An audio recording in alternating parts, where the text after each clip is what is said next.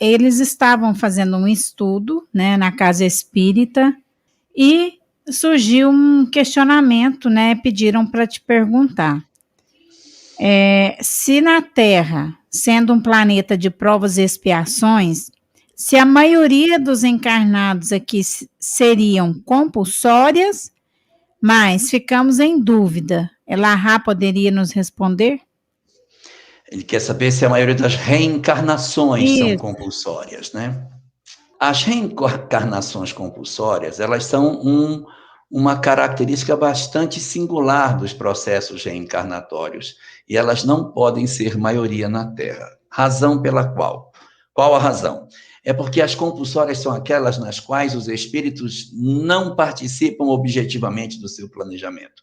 Logo no começo, eu estava comentando que a gente participa de maneira mais intensa ou menos intensa desse planejamento de vinda ao mundo corporal.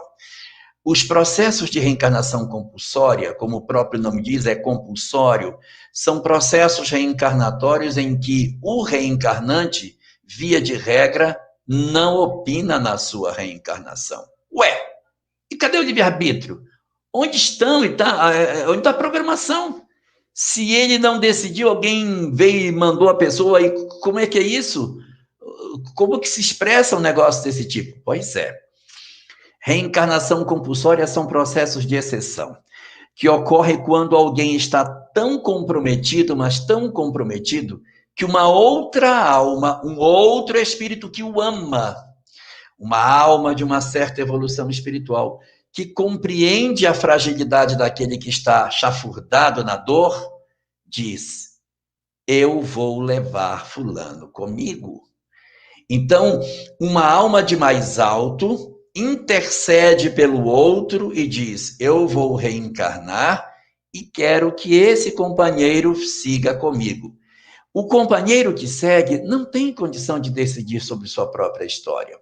Às vezes são situações nas quais eles nascerão com algum desequilíbrio do campo mental. E aí outro diz: eu vou com ele, eu vou ser a mãe dele, mande ele para mim.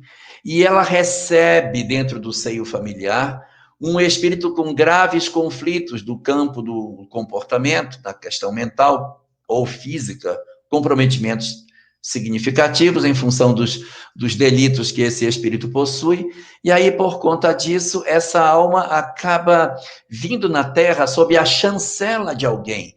Outro se comprometeu por ele. Então, como é que ele vem se ele não planejou? O outro planejou por ele. Então, aqui só existe encarnação compulsória porque existe um avalista. O que vem compulsoriamente, ele tem um espírito que o avalizou, que disse: não, eu vou levá-lo, ele vem comigo. E o que ganha esse espírito que faz esse movimento de trazer o outro? Isso é natural de quem ama. As pessoas que amam, elas fazem porque elas se sentem chamadas a fazer. É como perguntar assim: o que obriga uma mãe a acordar de madrugada para dar de mamar para o bebê? Deixa chorar, de manhã cedo ele come o dobro. Ela não consegue fazer.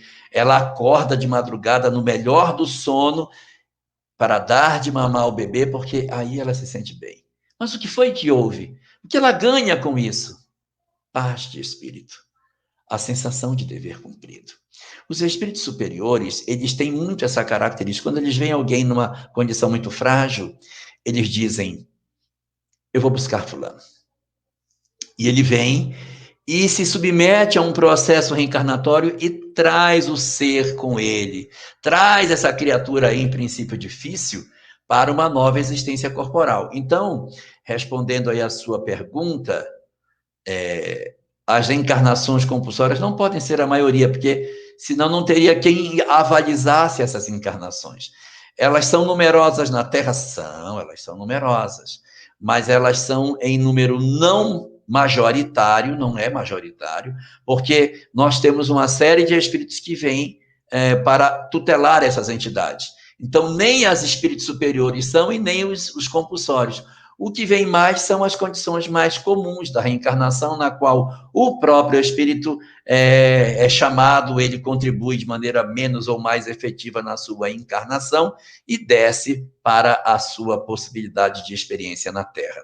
Encarnações compulsórias, portanto, são numerosas, mas não são abundantes, porque sempre precisarão de um avalista para que elas aconteçam.